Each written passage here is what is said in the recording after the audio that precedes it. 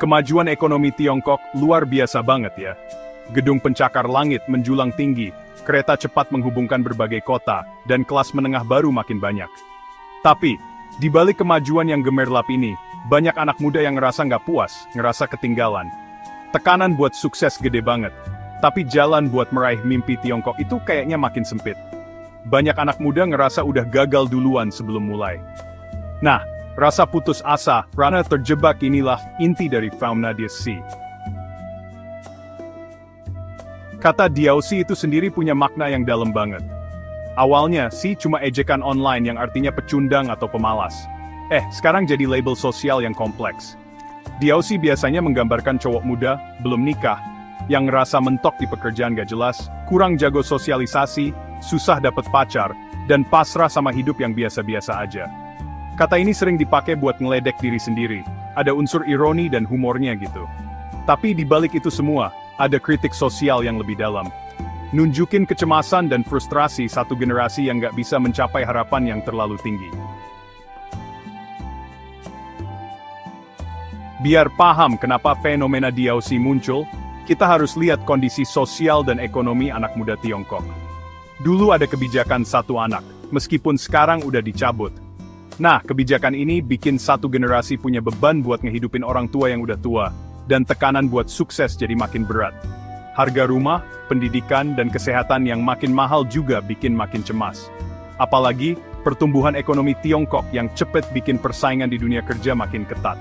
Jadinya, banyak anak muda yang ngerasa bingung dan putus asa.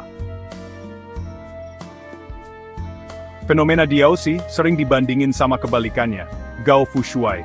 Gao Fushuai ini sosok idaman, tinggi, ganteng, kaya, dan mempesona. Gao Fushuai punya semua yang gak dimiliki Diaosi, jadi makin bikin mereka ngerasa kurang. Perbedaan ini nunjukin kesenjangan sosial yang makin lebar di Tiongkok, dan tekanan buat memenuhi standar sukses yang sempit. Tapi ada juga yang bilang Diaosi dan Gao Fushuai cuma bentukan doang, bikin orang punya harapan yang gak realistis dan tekanan sosial. Meskipun kata Diaosi terkesan negatif, kita harus paham gimana anak muda memaknai ulang kata ini.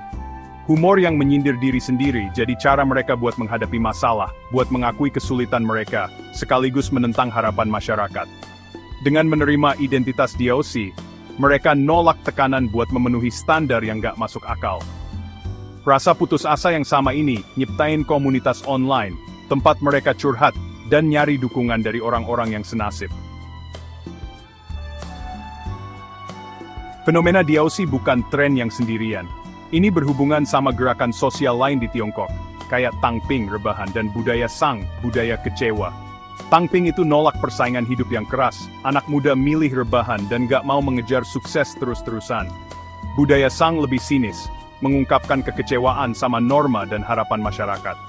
Gerakan-gerakan ini, meskipun beda, punya kesamaan sama pengalaman Diaosi. Rasa putus asa, mempertanyakan nilai-nilai tradisional, dan ingin hidup yang berbeda. Fenomena Diaosi udah masuk ke budaya populer Tiongkok, mencerminkan dan membentuk kecemasan satu generasi. Dari film kayak So Young dan Tiny Times, sampai novel online dan acara TV, perjuangan anak muda dalam menghadapi cinta, pekerjaan dan tekanan sosial sering ditampilin. Gambaran ini, meskipun sering dilebih-lebihkan buat hiburan, ngasih kita gambaran tentang realitas masyarakat Tiongkok saat ini, dan tantangan yang dihadapi anak mudanya.